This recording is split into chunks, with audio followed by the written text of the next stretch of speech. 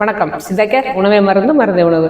நிறைய மில்லட் சாப்பிடுங்க, சிறுதானியங்கள் சாப்பிடுங்க அப்படிங்கிறது நிறைய உங்களுக்கு அட்வைஸ் வந்துட்டே இருக்கும். நீங்களும் சிறுதானியம் யூஸ் பண்ணால் ரொம்ப நல்லது, ரொம்ப ரொம்ப நல்லது. ஆனால் அதை முறையாக பக்குவப்படுத்தி தான் யூஸ் பண்ணணும். ஏன்னா சிறுதானியங்கள் வந்து செரிமானத்துக்கு ரொம்ப கஷ்டமாக இருக்கும். நம்ம இது வரைக்கும் அரிசி சாப்பாடு சாப்பிட்டு பழகிட்டோம் இல்லையா, நம்ம உள்ளுறுப்புகள் வந்து அதை செரிமானம் பண்ணுறதுக்கு ரொம்ப கஷ்டமாக இருக்கும். அதனால் அதை 3 தடவை, குறைஞ்சது 3 தடவைனாலும் பக்குவப்படுத்தி நம்ம சமைச்சோம் அப்படின்னா நம்ம சிறுதானியங்களோட முழு பயனும் நமக்கு அடையலாம். முதல் விஷயம் வந்து சிறுதானியங்களை வந்து ஒரு 20 நிமிஷம்னாலும் ஊற வைக்கணும். ஊற வச்சோம் அப்படின்னா அது வந்து ஈஸியாக வேகிறதுக்கும் நல்லாயிருக்கும், நமக்கு வந்து செரிமானத்துக்கும் ரொம்ப யூஸ்ஃபுல்லாக இருக்கும். முதல்ல ஒரு குதிரைவாலி அரிசி பொங்கல் செய்கிறோம் அப்படின்னா குதிரைவாலி அரிசி நல்லா 5-6 முறை நல்லாவே வாஷ் பண்ணிட்டு கழுவிட்டு அதை 20 நிமிஷம், குறைஞ்சது 20 நிமிஷம் இல்லைன்னா அரை மணி நேரம் ஊற வச்சுட்டு அதுக்கப்புறம் தான் சமைக்கணும்.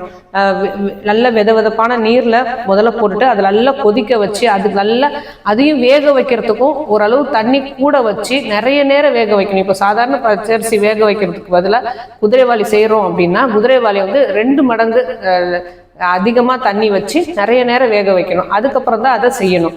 இதே மாதிரி தான் திணை பொங்கல், நம்ம திணைனாலே திணை மாவு இல்லையா, திணை மாவு செஞ்சாலுமே சரி, திணையில் பொங்கல் செஞ்சாலும் சரி, சக்கரை பொங்கல் செஞ்சாலும் சரி, அதையும் ஒரு 20லேருந்து அரை மணி நேரம் ஊற வச்சு அதுக்கப்புறம் நல்லா நிறைய தண்ணி வச்சு வேக வைக்கணும். அப்படி இல்லைன்னா ஒரு சில விஷயங்கள் வந்து இப்போ திணையில் வந்து நம்ம கொழுக்கட்டை செய்கிறோம் அப்படின்னா திணையும் வேக வச்சு அதுக்கப்புறம் அதை அரைச்சிட்டு அதுக்கப்புறம் அதை பேனில் நல்லா கிண்டி அதுக்கப்புறம் தான் கொழுக்கட்டை செய்யணும். இப்போ இந்த 4 தடவை டைம் ப்ராசஸ் பண்ணுறோம் இல்லையா, இந்த 4 டைம் ப்ராசஸ் பண்ணும்போது நம்ம குழந்தைகளுக்கு ஈஸியாக செரிமானம் ஆகும்.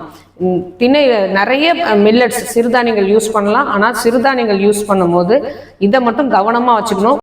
சிறுதானியங்களை ஊற வைத்து அப்புறம் வறுத்து அதுக்கப்புறம் வேக வைத்து அதுக்கப்புறம் இல்லைனா அதை அரைத்து இது மாதிரி ஏதாவது ஒரு 3 ப்ராசஸ் பண்ண பிறகு அதை நான் சமைச்சு சாப்பிட்டோம் அப்படின்னா நமக்கு ஈஸியாக செரிமானம் ஆகும், குழந்தைகளுக்கும் உடம்புக்கும் ரொம்ப நல்லதாக அமையும்.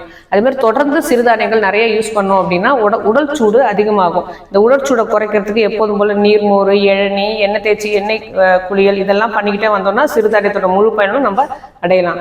ஆரோக்கியமாய் வாழ்வோம். இதில் வேற ஏதாவது சந்தேகம் இருந்தாலோ இல்லை உங்களுக்கு ஆலோசனை பெறணும் அப்படின்னு விரும்பினாலோ நீங்கள் சித்தா கேர் அணுகலாம், கமெண்ட்டும் பண்ணலாம்.